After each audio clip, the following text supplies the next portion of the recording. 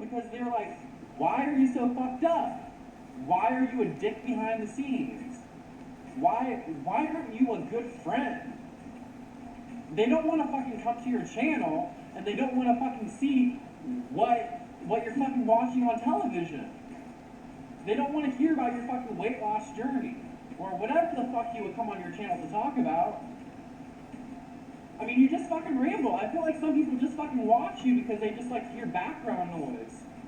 Because that's all, when I watch your videos, honestly, is that, the only reason I really know who you are is because you yelling at Rich Lux and John Cookie. That shit was funny as shit. I'm gonna say it right now. That shit was funny. How did that shit go? Like, John Cookie will not stop. Ugh! Like, shut the fuck up. You know, I'm just here. I want to know what everybody's thoughts. Let's get into these Reddit comments, shall we? These back-to-back videos and Instagram posts about Josh have been so vile that I haven't even had the energy to comment.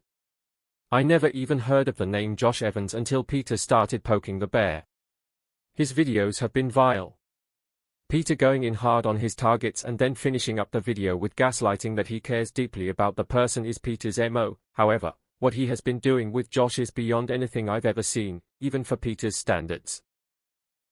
It's been malicious and vindictive. Peter's videos toward him are so beyond nasty that I don't even know where to start. I'm kinda shocked that there hasn't been more people and random YouTubers talking about this. In one breath he says that Josh is on the verge of a relapse and cares about him as a sober brother, then in the next breath for 45 minutes straight he proceeds to cuss him out, mock him for having mental health issues and being on the floor crying, calls him nasty names, tells him to suck it up and that he's a weak pussy, the list goes on. Then he flops back at the very end that he cares about him and cares deeply about those that struggle in sobriety. Is this how a sober brother treats another spare brother who appears to be on the verge of relapsing and throwing their life away? What he has been doing is 100% manipulative gaslighting. Useful Pilot and the rest of you do a much better job breaking this all down. Peter is truly an awful human being. Is this how an empathetic and supportive sober brother treats another, especially one that is vulnerable, going through something and on the brink? Josh and Adam, another shithead, were beefing, but it never had anything to do with Peter. It wasn't even drama worth anyone's time. The man didn't do a damn thing to Peter, but yet Peter chose to insert himself for one reason and one reason only. Peter has a pathetic desperation to pander to Adam's mucker fandom. Peter has been putting on the most cringe-worthy display of ass-kissing towards Adam and his fandom that I've ever seen. Can you imagine having the vloggerinos plus the muckers? His views and subscribers have doubled like crazy. I hope the muckers turn on Peter and see what an opportunistic leech he is. I've never seen ass-kissing to this degree before. Peter is laying it on thick. He is literally putting on a show for the muckers by rehashing his entire life story, talking about his sobriety, being bullied, the accident, and being young, gay, and misunderstood.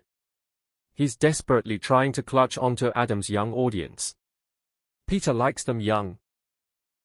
Peter literally has 10 plus back-to-back videos about Adam and Josh. And then let's not forget about all of Peter's Instagram stories, all directed towards Josh. This is the most active Peter has ever been on vacation. He made 8 plus stories calling him out and directly speaking to Josh being shady and trying to instigate things. Peter has been behaving like he is in the middle of an acute manic episode. He has been acting so incredibly desperate for attention that he is behaving in the most cringe-worthy, spiraling and manic way. He is feeling his body so much that he got on all fours and twerked for the camera on his drama video. It's there now forever.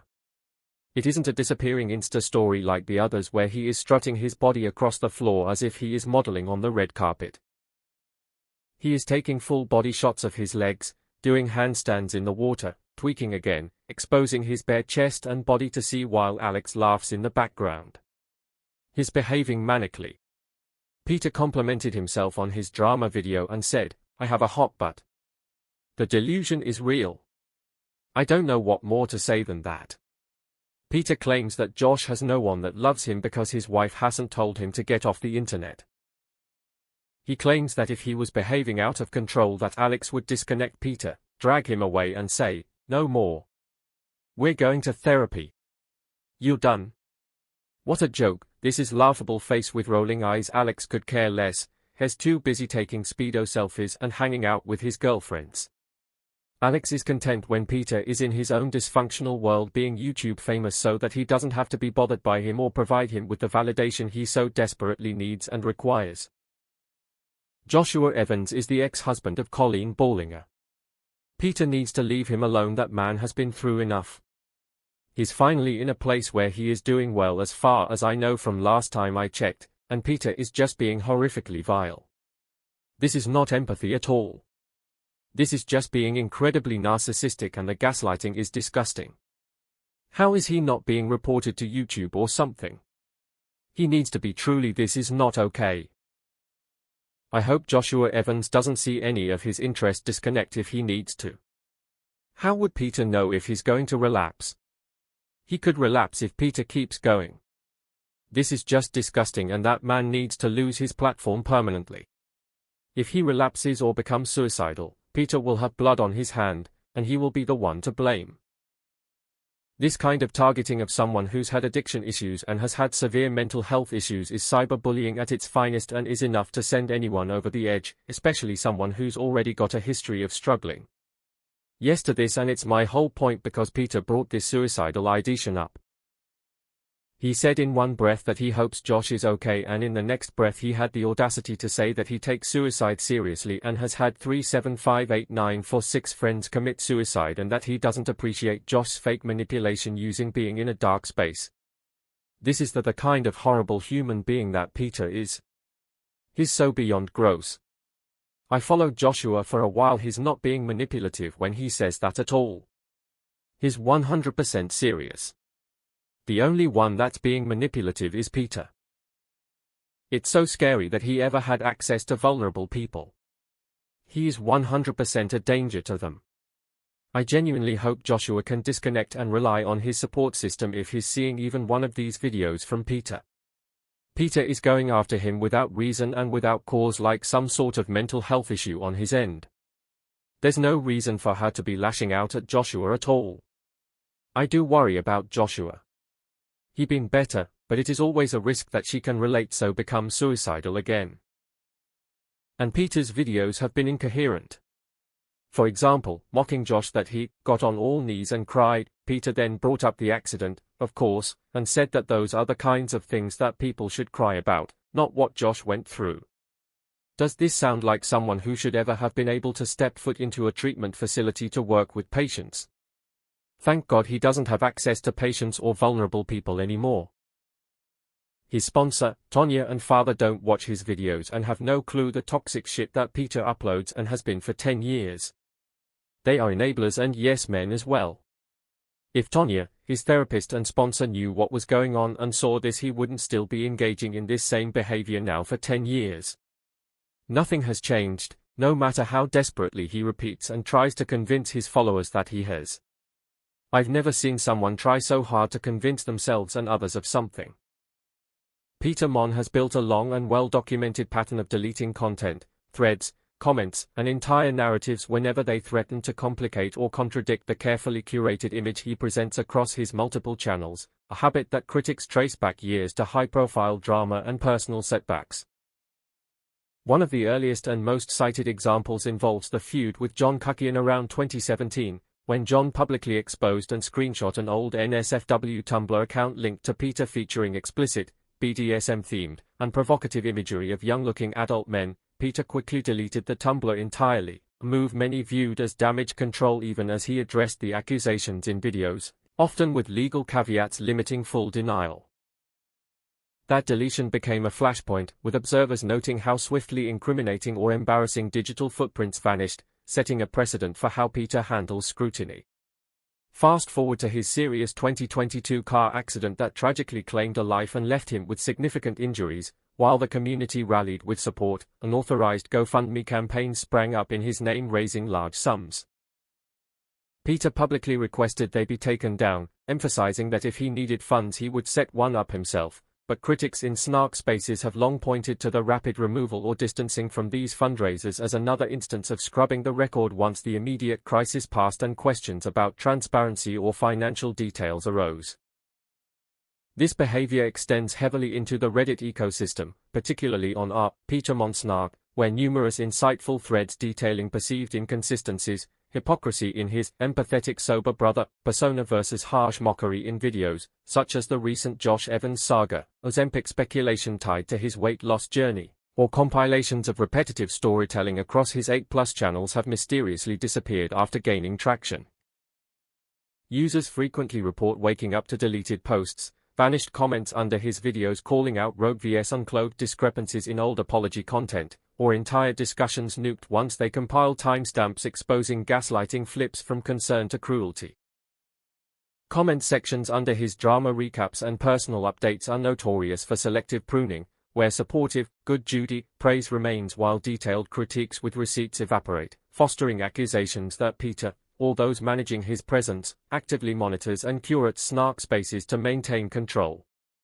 Whether it's old blog posts, Instagram stories, community tab updates, or full subreddit threads that dare to connect dots across his content empire.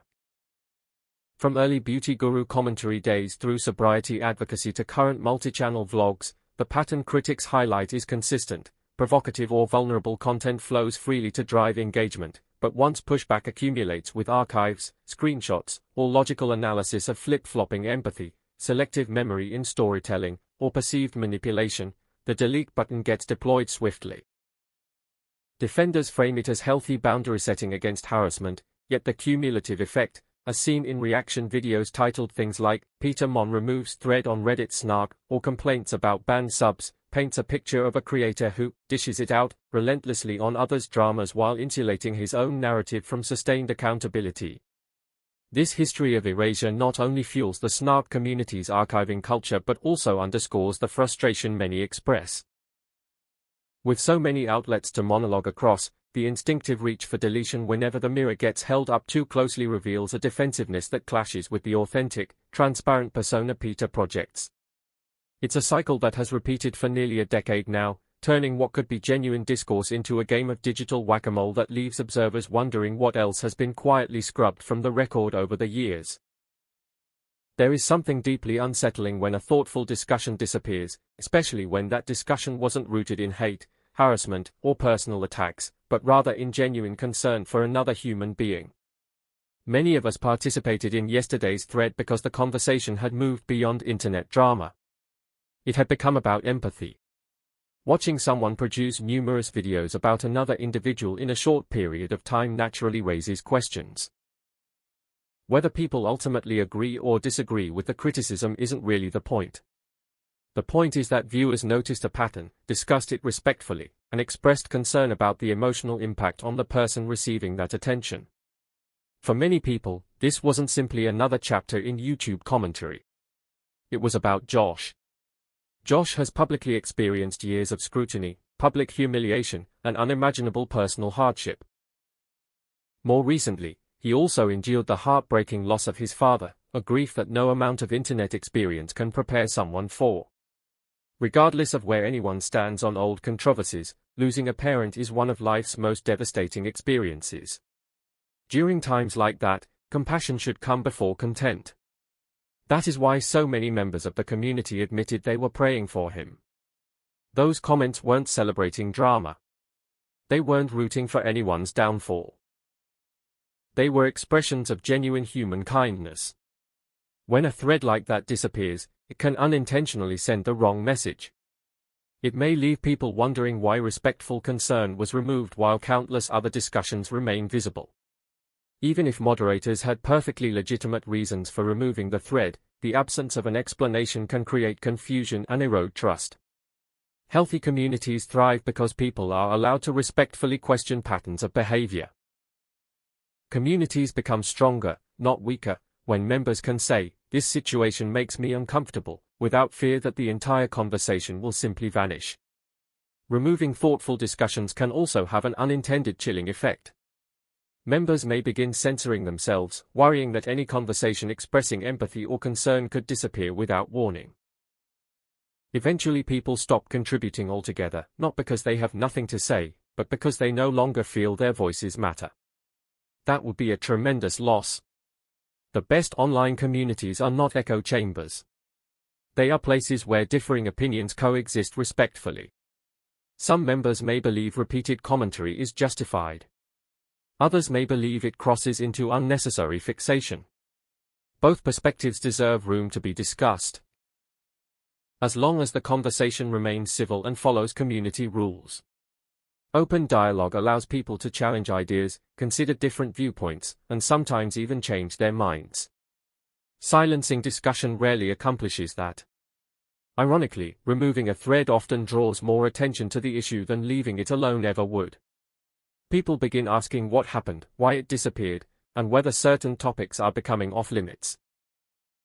The conversation simply moves elsewhere, often with even more speculation than before. Transparency almost always builds more confidence than silence. At the heart of this discussion is something much bigger than YouTube personalities. It is about remembering that there are real people behind the screens.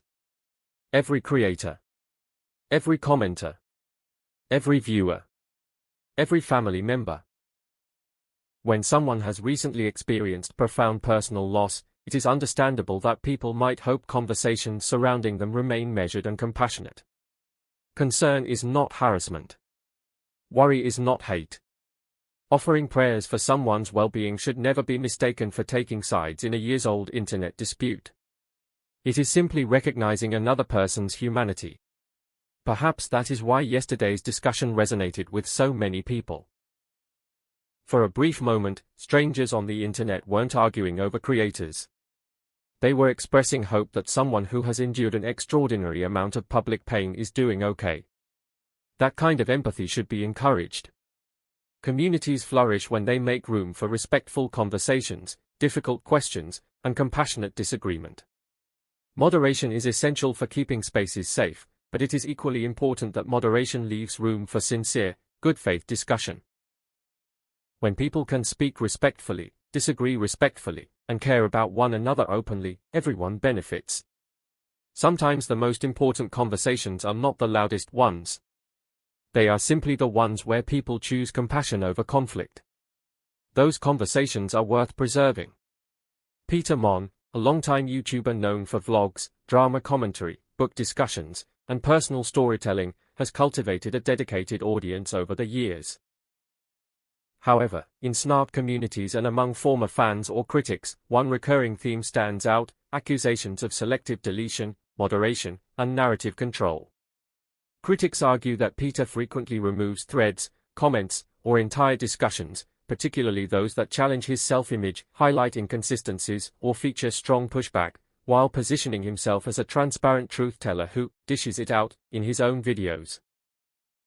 The recent disappearance of insightful threads on Peter Monn snark, like the one you referenced about his content targeting Josh, which detailed gaslighting, mockery of vulnerability, and flip-flopping empathy, fits into what many see as a longer pattern. Early patterns and social media moderation. Peter's online presence spans blogs, YouTube, Instagram, and other platforms.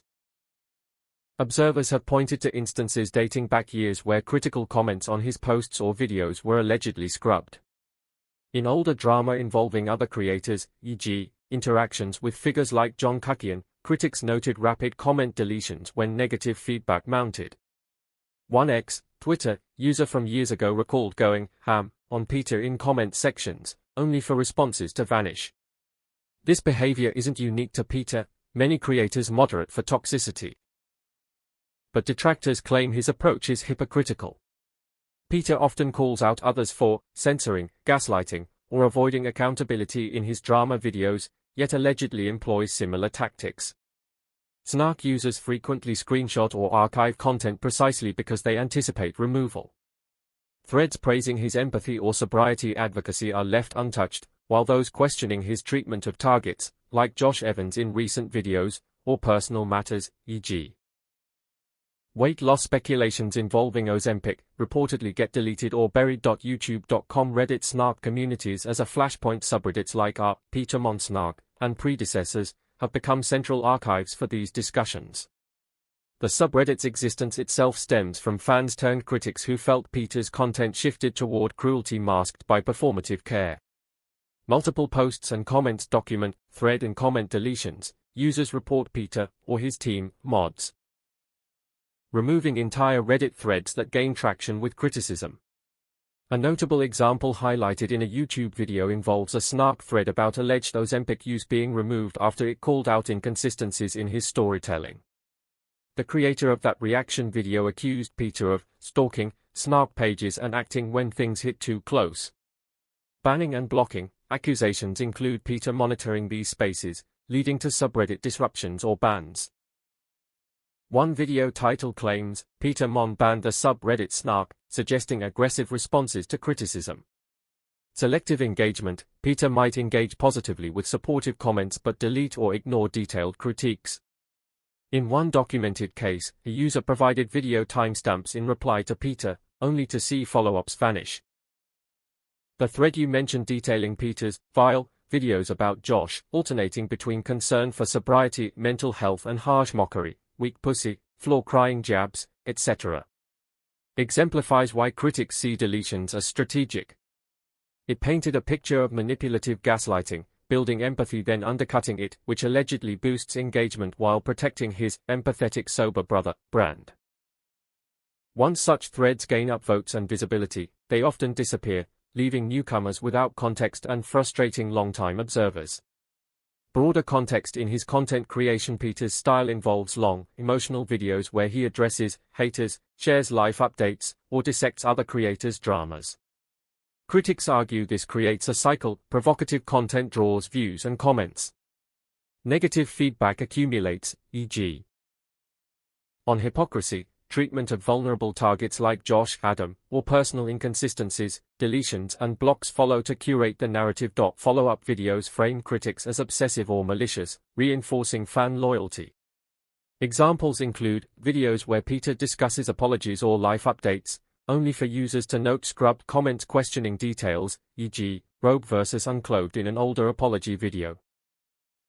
Drama series where he calls out others for deleting content or avoiding accountability, while allegedly doing the same. Community tab or Instagram posts where backlash prompts quick cleanups. This pattern, for snark users, intensified as his audience grew and drama content became more central. Former fans have posted, "I was fooled," reflections, citing his shift toward belittling viewers or targets while demanding empathy. Why it matters, control vs. boundaries. Defenders might argue Peter has a right to moderate his platforms against harassment, especially given documented backlash he's received, including serious accusations or PILONS. Mental health discussions in his content and among critics add complexity. Online drama affects everyone involved, however, the essay-worthy critique from snark communities is inconsistency and power imbalance. Peter positions himself as an advocate for authenticity, mental health resources, and calling out toxicity. Deleting threads that hold him accountable, especially insightful ones like the Josh critique, which analyzed specific video timestamps and behavioral flips, undermines that.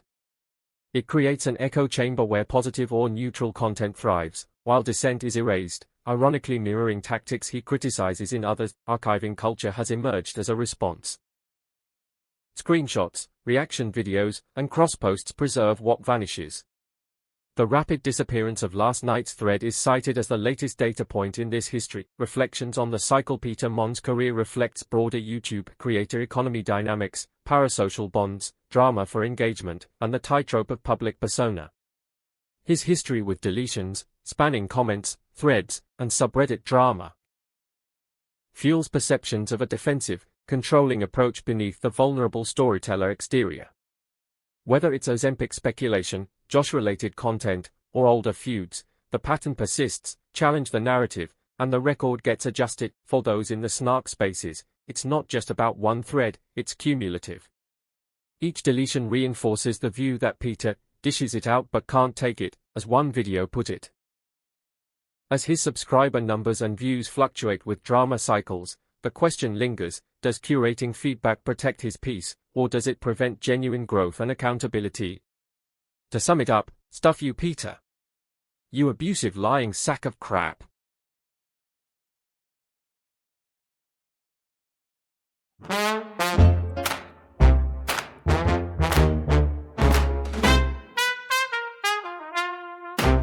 Peter Monn, the king of deletion.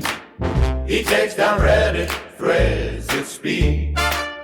He can dish out the meanest heat, but when he's caught, he plants his seed. He acts so tough and makes his threats. Oh, he's quick to point out others' flaws, but when the tables turn, he frets and hides behind his own made laws. He talks a big game night and day, but when the evidence is clear, he doesn't know just what to say and disappears in sudden fear. Peter Monn, the deletion king, he pulls the threads and cuts the string, but when the spotlight finds him out, he just turns round and starts to pout. He loves to start a big crusade and tell the world who's right or wrong. He builds his castle in the shade. His arguments are bold and strong, until the moment truth arrives, and all his dust falls apart. He barely manages to survive with a wounded and a fragile heart. He talks a big game night and day, but when the evidence is clear, he doesn't know just what to say and disappears in sudden fear. Peter Monn, the deletion king, he pulls the threads and cuts the string, but when the spotlight finds him out, he just turns round and starts to pout.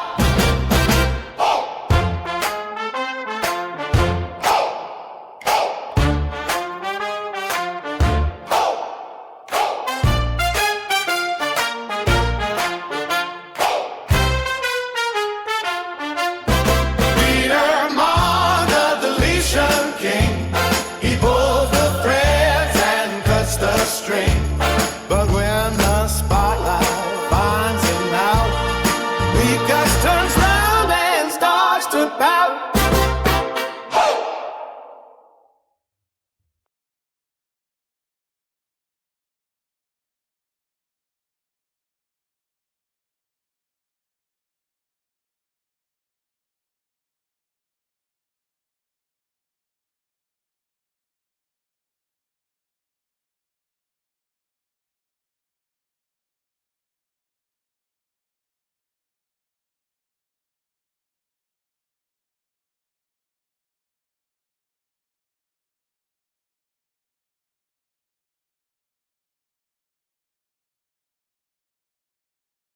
The point is, Rose, you do this kind of stupid thing all the time.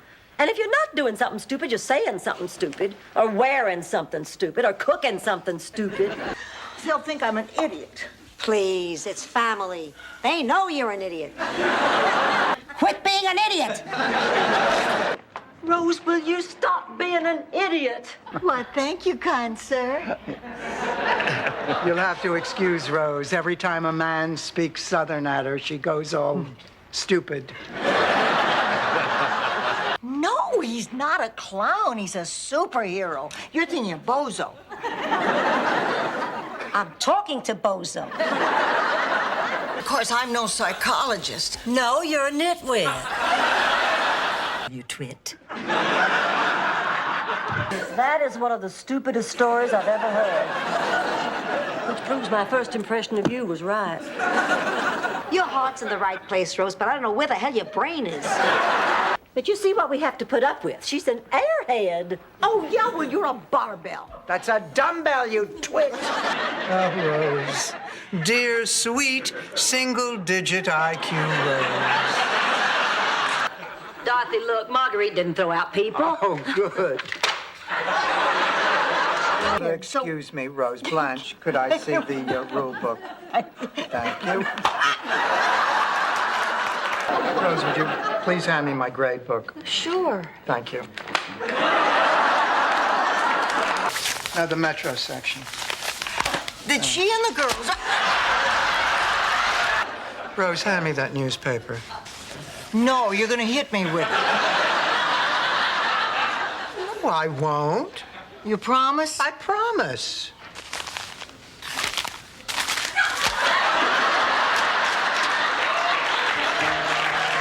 If you're gonna make fun of somebody, make fun of Rose.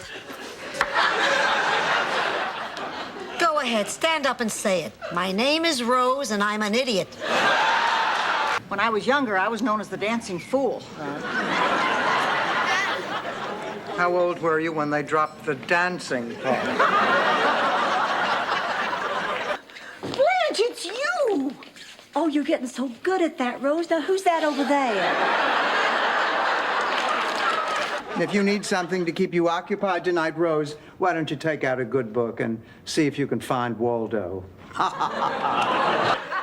What do you say, after we fire Marguerite, we each chip in and get Rose a CAT scan? Don't you tell me to shut up. Shut up, Rose. Oh, shut up, Rose. Well, shut up, Rose. Shut up, Rose. Shut up, Rose. Shut up, Rose. Shut up, Rose. Shut up, Rose. Oh, shut up, Rose. Oh, shut up. Just shut up, you babbling, bubble-headed, bleached blonde Baboon. baboon. Rose, we are going somewhere with this, aren't we? I mean, if not, I'm going to cut out your tongue. Not now, loser. I hate you. You know, Rose, sometimes I wish somebody had turned the hose on your parents. You're not gonna believe this, but I have a St. Olaf story about this. I believe you. I just hate you. Hi, Blanche. Must you always be so cheerful, you empty-headed Mary Poppins knockoff? It's official. I hate her.